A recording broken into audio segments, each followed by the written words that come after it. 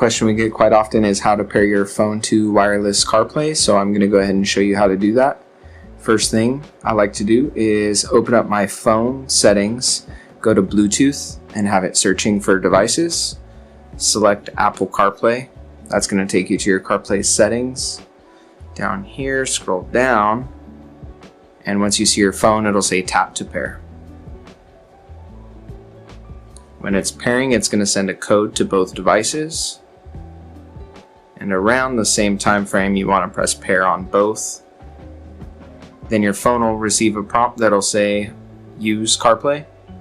Go ahead and select it. Now right here, it's going to say waiting CarPlay UI. On initial pair, sometimes it'll go back to saying connecting, and then it'll jump back to saying waiting CarPlay UI. So when you do the pairing codes and the use CarPlay and you're waiting, on initial pair, sometimes you just have to be patient and let it go through the process.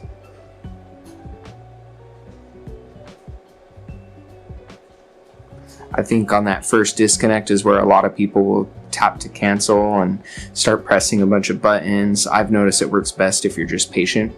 And then that's how you connect to wireless CarPlay.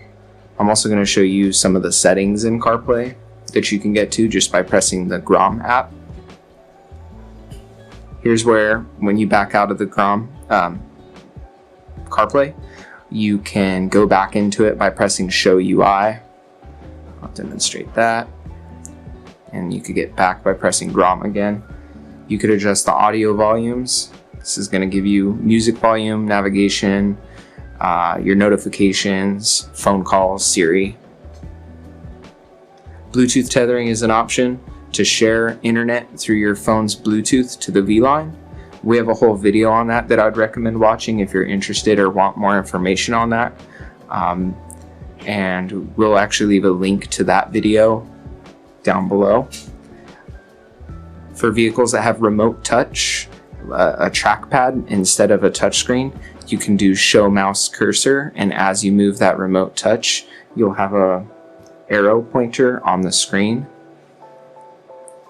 Then if you wish to disconnect from CarPlay, let's say you want to pair another phone, or you decide that you want to use some other features on the VLine and you don't want CarPlay, you could tap to disconnect on the phone that you're connected to. And the very first option, most important, active CarPlay UI, is going to be for automatic if you wish to automatically connect, and then manual if you want to go in there and pair to your phone by selecting the phone. I think everybody likes automatic, but there are instances where manual has its benefits. And that's just about all you need to know about wireless CarPlay.